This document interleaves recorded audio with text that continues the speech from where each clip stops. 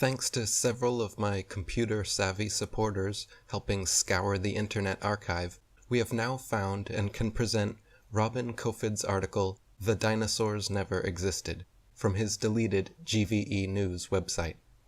If anyone watching this has not already seen my more comprehensive and conclusive documentary, Evolution and Dinosaurs Debunked, please stop this video and watch that one first. Link in the description box. In this video, I will reveal one of the greatest hoaxes in human history. But first, a short explanation of what we're dealing with. Paleontology, the study of the origin and development of life. Paleontology is the study of life's formation and development. The paleontological scientific approach is explained on Wikipedia as follows. Quote, "When attempting to explain earlier phenomena, paleontologists and other scientists of history construct a set of hypotheses addressing the causes and then look for a smoking gun, a piece of evidence that indicates that one hypothesis is a better explanation than others. Sometimes the smoking gun is discovered by happy coincidence during another investigation. This explanation is entirely consistent with the way paleontology works in practice, but it should be obvious to anyone capable of critical thinking that the paleontological establishment can control which hypotheses will be constructed. This is done through textbooks and the curriculum. In this way, students are brainwashed into a pseudo-reality controlled by the text material and the teacher's authority. A short practical example. A random dental bone is found at an excavation site, and from this dental bone, the rest of the skeleton is guessed at. We are not kidding about this. The entire dinosaurian field of the paleontological program is a sham. It was the English paleontologist Richard Owen who in 1842 coined the term dinosaur. The phenomenon was then gradually promoted in the mainstream press all over the world, which told of these dinosaur creatures, including the Danish press. In 1854, a few years after the word dinosaur was invented and the concept presented in popular articles in the biggest American newspapers, the first dinosaur was discovered in North America by fossil hunter Ferdinand Vanderveer Hayden. There had been no reported discoveries of even a single dinosaur bone in North America prior to 1854. But that didn't stop the paleontologists. In the following period, finding dinosaur bones suddenly became a popular pastime. North America became home to the most ferocious and was a true wonderland to dinosaur bone hunters. According to The Dinosaur Project, a book by paleontological dig journalist Wayne Grady, the ensuing dinosaur rush in North America after 1854 was a mecca for dinosaur bone fraud. The book describes the years from 1870 to 1880 as a period in North America where, quote, "some of the most underhanded shenanigans in the history of science were conducted." This decade has since been dubbed Bone Wars, when the notorious Edward Drinker Cope and Othniel Charles Marsh fought each other in their quest to find the most interesting dinosaurs. Most people believe that dinosaur skeletons displayed in museums consist of real dinosaur bones. This is not the case. Paleontologist, advisor for Steven Spielberg in the making of Jurassic Park, host of the Discovery Channel's documentaries about dinosaurs, Don Lessam, defends this practice by claiming that dinosaur bones are too rare to put on display. Quote, "In museums, bones are cleaned and cast, and the copies attached to one another to make skeletons. The real bone is too rare to put out on display. The real bones are incarcerated in thick vaults to which only a few select, highly placed researchers hold a key, which means that no independent researcher has ever handled a Tyrannosaurus rex bone. When people unaffiliated with the paleontological establishment attempt to gain access in order to study these dinosaur bones, they are met with refusal upon refusal." The world of movies and paleontology are like Siamese twins. People's view on the existence of dinosaurs is based not on firm evidence, but on Hollywood-fixated artistic impressions. Documentaries colorfully illustrate each dinosaur's characteristics like colors, weight, and muscle mass, but Don Lessem admits that this is pure guesswork. Consider, for instance, the question of how much these dinosaurs weigh. Says Don Lessem, quote, "Scientists don't know how much dinosaurs weighed. They don't like to make those estimates because they don't have enough information, but everyone wants them to guess." Overall, several millions of dollars have been spent promoting the existence of dinosaurs through movies, TV, magazines, and comics. The Land Before Time, Jurassic Park, BBC's various dinosaur documentaries, etc. National Geographic, which is owned by Rupert Murdoch's News Corp. News Corp also owns 20th Century Fox, the makers of the Ice Age franchise. Universal Studios, who made Jurassic Park and The Land Before Time. These productions are owned by Comcast, whose main shareholders include J.P. Morgan and the Rothschild-owned investment company Vanguard. Discovery Channel is owned by Discovery Communications, who also distribute BBC's TV shows. N.M. Rothschild & Sons Limited are financial advisors to Discovery Communications. According to Don Lessem, it is not unthinkable to assume that only around 2,100 dinosaur bone sets have been discovered worldwide, and out of these, only 15 incomplete Tyrannosaurus rex bone sets have been found.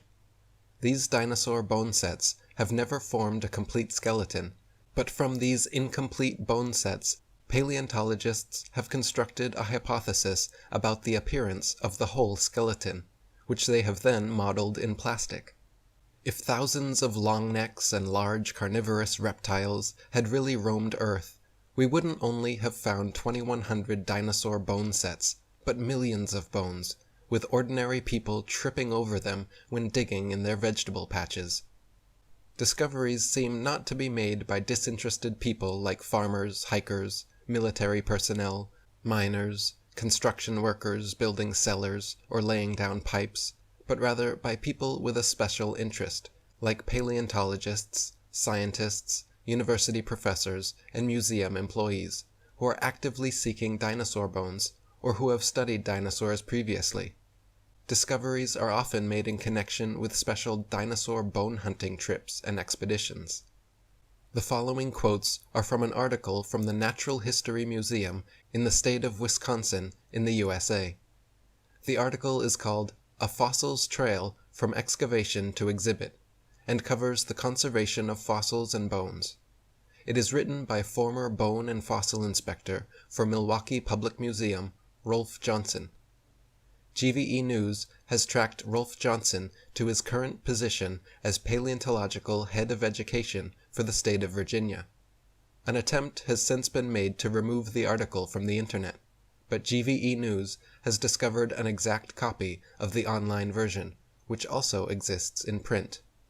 Quote, "Most of the curious visitors are only dimly aware of the road taken by paleontologists in their search through the fossil record." In the article, Rolf Johnson tells of his first day of working with these bones. Quote, "My romantic image had to be slightly modified when I finally saw the crates full of crumbling and broken bones, each one wrapped in a protective plastic field jacket, the whole lot looking like so many arms and legs from a broken bone seminar. Like many people, I was naive regarding what a fossil might look like, or what state it might be in prior to seeing it in the theatrical setting of painted murals and museum exhibits. Fossil vertebrate remains are generally broken, often crushed and distorted, fragmentary, and usually incomplete." He continues, "It is truly the uncommon or rare specimen that is exhibit quality. Through mold making and casting, we can totally fabricate limbs, ribs, vertebrae, etc., for the missing pieces of an articulated skeletal mount. Plaster, fiberglass, and epoxies are often and commonly used. In reconstruction work on single bones, small to large cracks can be filled in with mache or plaster mixed with dextrin, a starch that imparts an adhesive quality and extra hardness to regular molding plaster. We've also had success using epoxy putties. Large missing fragments can be sculpted directly in place with these same materials." If one conducts a simple Google search for dinosaur and bones, the result numbers several thousand websites. Pictures from museums of large, beautiful dinosaur skeletons appear in brownish red and sometimes snow-white colors, with a touch of having been buried in the ground for decades. But if one were to change direction, and search instead for information about dinosaur replica bones, the results would have a markedly different character. Semi-professional and professional fossil and bone manufacturers talk openly about the ease with which these fakes are produced. Check out, for example, www.trexskulls.com, where all manner of fake bones can be ordered. Or look at www.dinosaurcorporation.com/dinosaurskulls.html, where even more can be found. In 1999, National Geographic magazine was busted when they presented, in a colorful and fancily presented article, The Missing Link, an Archaeoraptor dinosaur, which was supposed to support the basic tenet of evolutionary theory, that dinosaurs had slowly developed over millions of years. Their proof consisted of a fossil, where carefully arranged bone imprints gave the impression of a creature half dinosaur and half bird. The scam was discovered during a CT scan, which uncovered unnatural bone links. National Geographic magazine was later forced to admit, when pressured, that the fossil was man-made. For 116 years, the fake ichthyosaur dinosaur hung in the hall of the National Museum of Wales. In spite of more than 100 years of revolutions in the field of paleontology, the museum finally came clean after criticism from independent researchers, thanks to the internet, who had publicly revealed that the fossil, which had supposedly been found in 1809, was man-made. It had previously, in 1884, graced the home of a very rich businessman. Hadrosaurus folki, or simply Hadrosaurus, was the first dinosaur to be publicly displayed. It is also an official symbol of the state of New Jersey. What few Americans are aware of, however, is that its skull caused big problems for the museum director and the leading paleontologists, because there was no skull, the skull being the main evidence for the existence of this creature. A visual and a sculptural artist were promptly hired to invent a skull, and from the illustrations of another artist who had depicted the iguanodon, the two artists drew the same face for the Hadrosaurus folki. The people involved could now technically defend the existence of this dinosaur. If someone were to ask, the stunt worked out so well and fooled the public so thoroughly that they could later change the head of the creature to that of both the Griposaurus and the Brachioposaurus without anyone noticing. By complicating the constructed hypothesis process, the paleontological approach, no one would dare question the paleontologist's technical knowledge. To this day, Hadrosaurus folki is on display at the Academy of Natural Sciences in Philadelphia. The bones are said to be kept behind heavy closed doors, but a plaster copy is exhibited in their place. China is a major producer of bones and fossils. Zhejiang Dino Ocean Art Company Limited, in the state of Sichuan, is a major supplier to the natural history museums all over the world. On its website, the firm writes, "Over 62% of our output goes to American and European markets, which means we will understand and are familiar with the intricacies and regulation of exporting to these regions. Since we are a partner of dinosaur museums, so all products are made under the guidance of experts of the Chinese Academy of Sciences. We have gained a global sales network reaching the USA, Brazil, France, Poland, Russia, Germany, Saudi Arabia, South Korea, Thailand, Indonesia, etc., exhibited in Peru, Argentina, Vancouver, Cincinnati, Chicago, and other places. General instructions for the process of manufacturing fossils can be found online. Chicken, frog, dog, cat, horse, and pig's bones are used as fossil materials.